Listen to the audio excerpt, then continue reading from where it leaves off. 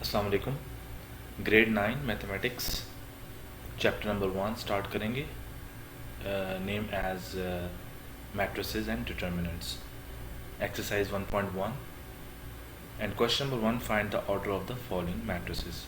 Page number 5 पे, book के page number 5 पर आपको एक क्वेश्चन मिलेगा और इसमें हमारे पास ऑलमोस्ट 8 मैट्रिसेस दी हुई हैं जिनका ऑर्डर हमें लिखना होगा। लेकिन इस क्वेश्चन की तरफ जाने से पहले हम पहले डिस्कस कर लेते हैं कि मैट्रिक्स या मैट्रिसेस क्या होती हैं। सो मैट्रिसेस आर इज़ एक्चुअली, अगर मैं आपको कहूँ तो ये प्लूरल होता है मैट्रिक्स का, ठीक है।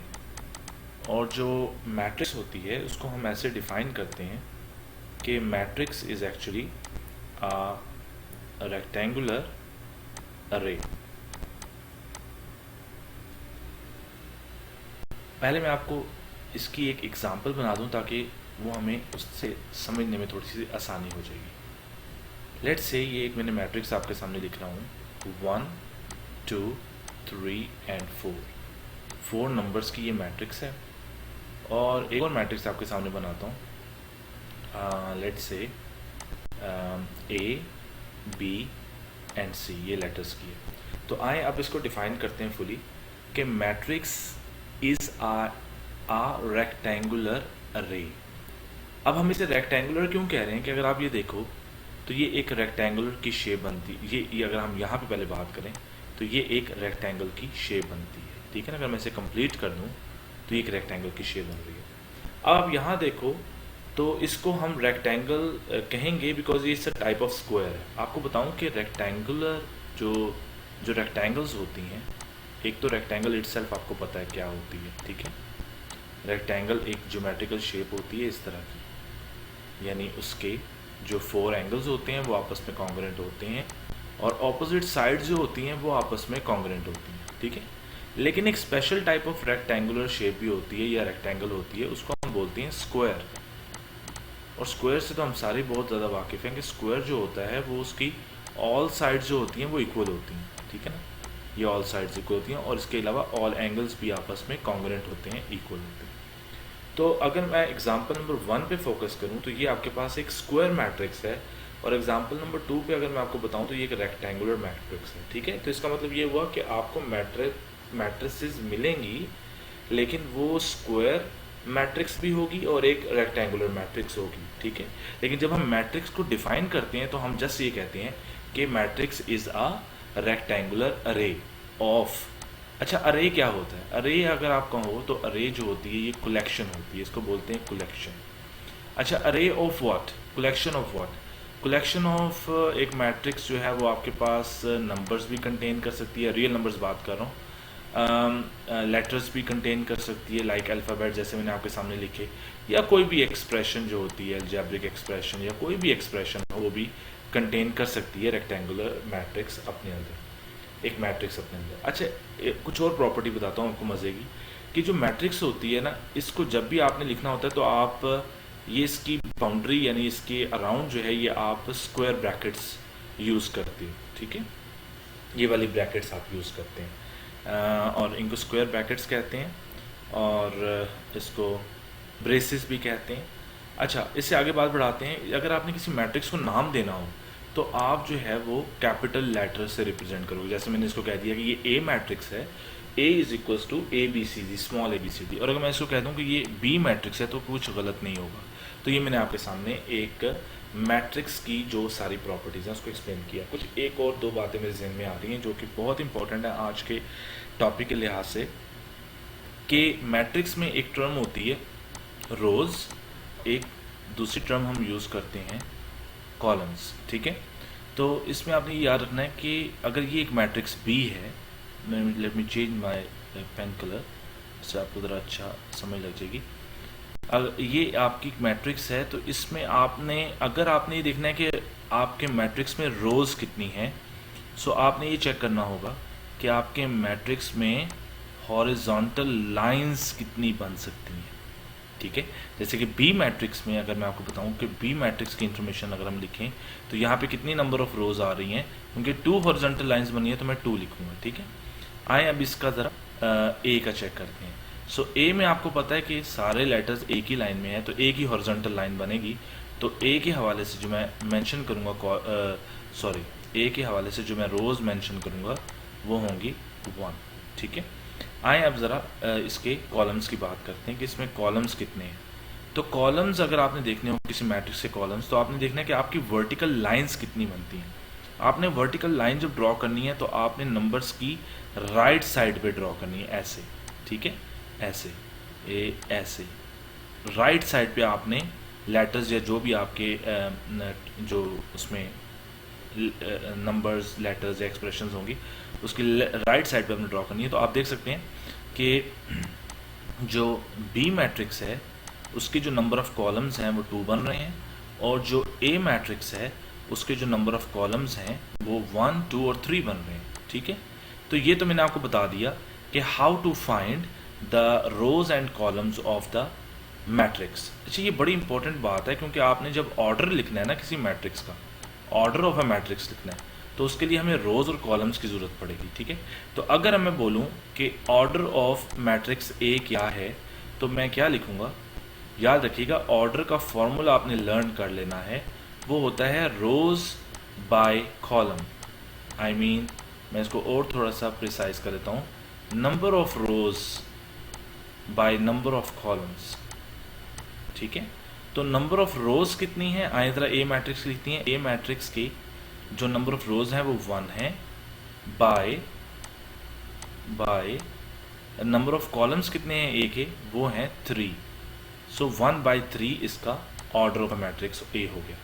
आए अब ज़रा बी कॉलम को चेक करते हैं, बी मैट्रिक्स को चेक करते हैं। तो बी मैट्रिक्स जो है उसका अगर हम ऑर्डर लिखें तो नंबर ऑफ रोज जो हैं वो बी की वो 2 हैं, और बाय नंबर ऑफ कॉलम्स कितने हैं बी के, वो भी 2 हैं। तो ये आ गया आपके पास ऑर्डर। याद रखिएगा, आप इस तरह से भी ऑर्डर लिख सकते हैं, और सिंपली आप 1/3 और 2/2 भी कर सकते हैं। ये मल्टीप्लिकेशन का साइन है, लेकिन आपने मल्टीप्लाई नहीं करना है इसको। जब भी आप ऑर्डर रिप्रेजेंट करते हो तो आपने जस्ट उसे क्रॉस या फिर आप बाय वर्ड लिख कर तो डैश लगा के तो ऑर्डर ऑफ मैट्रिक्स लिखते हैं। तो ये मैंने आपको सारा एक्सप्लेन कर दिया है। आए ज़रा आज के पहले क्वेश्चन स्टार्ट करते हैं। हमारे पास जो फर्स्ट मैट्रिक्स दी हुई है ए, उसका नाम ए है, और वो जो मैट्रिक्स है वो है 2, -5 और 3 और 6। तो हमारे पास क्वेश्चन है कि find the order of the matrix.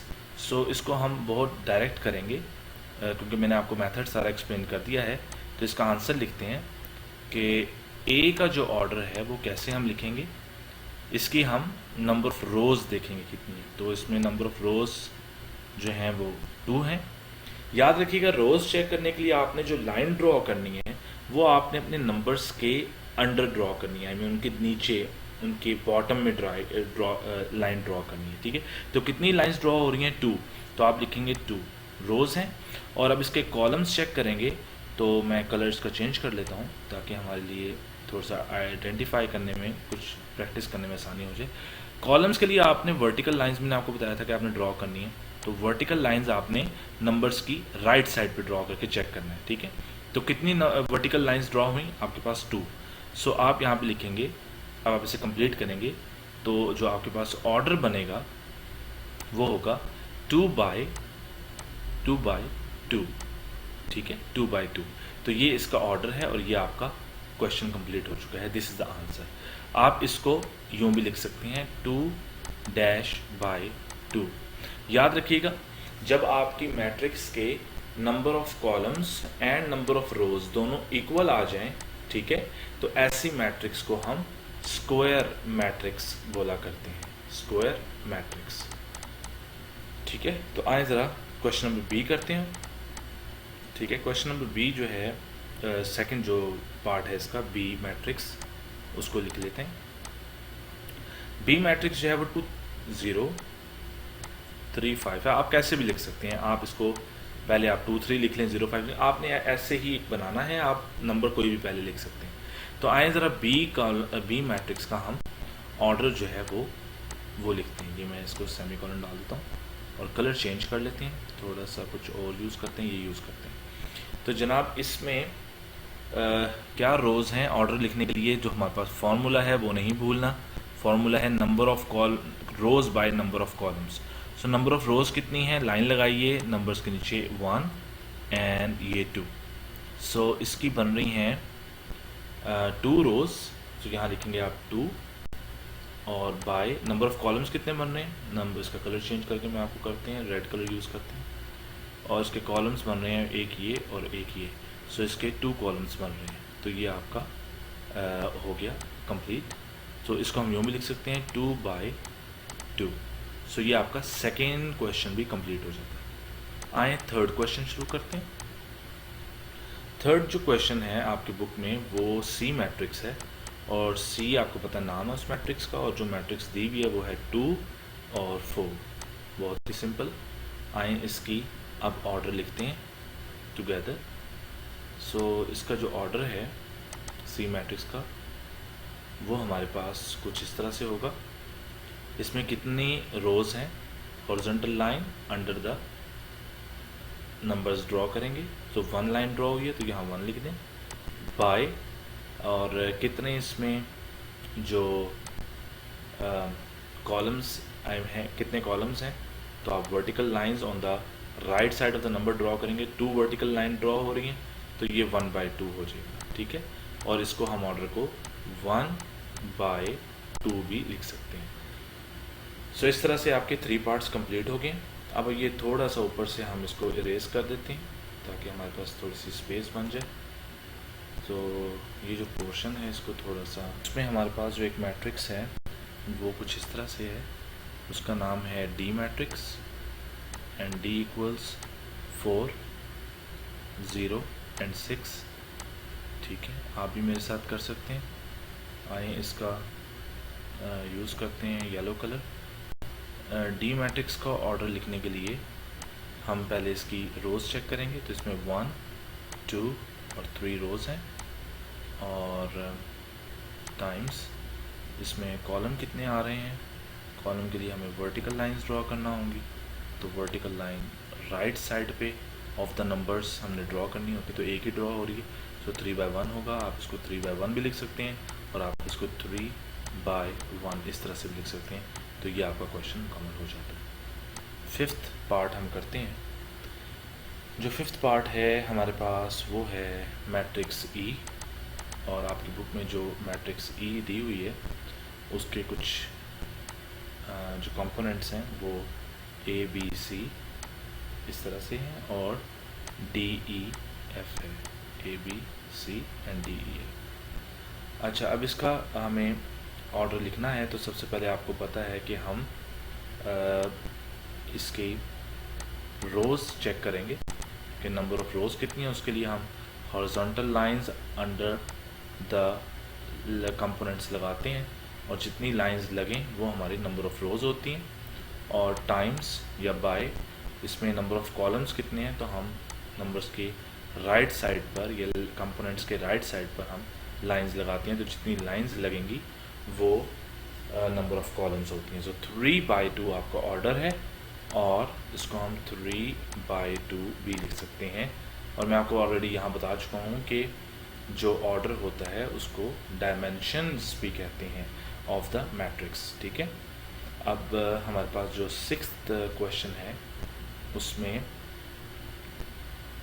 6th question जो 6th पार्ट है क्वेश्चन नंबर 1 का, वो हमारे पास एफ मैट्रिक्स है, और उसका जो कंपोनेंट है वो सिर्फ 2 है। सो आए एफ़ की जो है वो हम ऑर्डर लिखते हैं, और एफ़ का ऑर्डर के लिए हमारे पास पहले हम नंबर ऑफ़ रोज़ चेक करेंगे जो कि सिर्फ 1 आ रही है क्योंकि 1 लाइन ड्रॉ हुई है, बाय नंबर ऑफ़ कॉलम्स कितने हैं। राइट साइड पे नंबर की लाइन ड्रॉ करेंगे, जितने नंबर्स होंगे उतनी लाइंस ड्रॉ होंगी। अभी एक नंबर है तो एक लाइन ड्रॉ हुई है, तो ये आपका 1 बाय 1 है, और इसको आप 1 बाय 1 भी लिख सकते हैं। अच्छा देखें, अब ये जो है ये भी आपकी स्क्वायर मैट्रिक्स है, ठीक है। थोड़ा सा ये आइडेंटिफिकेशन भी हमारी पास आ जाएगी। ये आपकी 3 बाय 2 है, नंबर्स डिफरेंट हो तो ऐसी मैट्रिक्स को हम रेक्टेंगुलर मैट्रिक्स पर कहते हैं, ठीक है जी। अब आपको ये याद रखना है कि आपकी 2 तरह की मैट्रिक्स आपके पास आती हैं, एक स्क्वायर मैट्रिक्स आती है और एक आपके पास रेक्टेंगुलर मैट्रिक्स आती है। ठीक है, सो 7th पार्ट भी है, ये भी आपके पास स्क्वायर मैट्रिक्स है, इसको भी आप XQUAREMATRIX भी लिख सकते हैं। ठीक है, और ये आपके पास रेक्टेंगुलर है, तो इसको भी मैं शॉर्ट फॉर्म में रेक्टेंगुलर मैट्रिक्स रिप्रेजेंट करती है। ये आपकी नॉलेज के लिए आपको पता होना चाहिए कि आप कैसी मैट्रिक्स को डील कर रहे हैं, कौन सी मैट्रिक्स आपके पास आ रही है। आए 7th पार्ट करते हैं इसका, और वो बहुत इंटरेस्टिंग सा है। 7th पार्ट जो है वो हमारे पास कुछ इस तरह से है, थोड़ी सी बड़ी मैट्रिक्स है ये। अच्छा, 2 3 0 है, 2 3 0 और 1 2 3 1 2 3 और 2 4 5 2 4 और 5। तो इसके हमने ऑर्डर बताना है। सो इसके ऑर्डर बताने के लिए हम थोड़ा सा एक ब्राइट कलर यूज़ कर लेते हैं इस तरह से। अच्छा जी, अब इसमें हमारे पास इसका नाम जो है वो है जी मैट्रिक्स, और हम जी का ऑर्डर बता रहे हैं। तो इसमें कितनी रोज़ हैं, इसमें आपके पास 3 रोज़ हैं, तो आप इसको 3 लिख देंगे बाय इसमें कितने आपके पास कॉलम्स हैं, इसमें आपके पास 3 ही कॉलम्स बन रहे हैं, तो ये आपके पास और करके आप इसको 3/3 भी लिख सकते हैं। ज़रूरी नहीं है कि आप इन दोनों फॉर्म में लिखना है, आप किसी एक तरह से भी आंसर लिख सकते हैं। आए इसका लास्ट पार्ट है हमारे पास क्वेश्चन नंबर 1 का, उसको कंप्लीट करते हैं। और लास्ट पार्ट है जी 8th पार्ट। ठीक है, जी और एच मैट्रिक्स है हमारे पास अब, और वो कुछ इस तरह से है 2 3 4 और 1 0 6। सो इस मैट्रिक्स को इसके साथ आई थिंक ग्रीन का कॉम्बिनेशन करती है। सो ये एच मैट्रिक्स का अगर ऑर्डर दिया जाए तो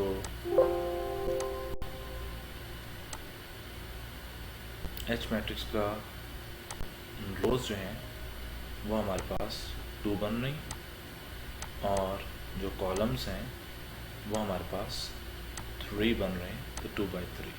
सो इस तरह से आपका क्वेश्चन नंबर 1 कंप्लीट हो गया है। If you have any question mention in the comment box. See you next time.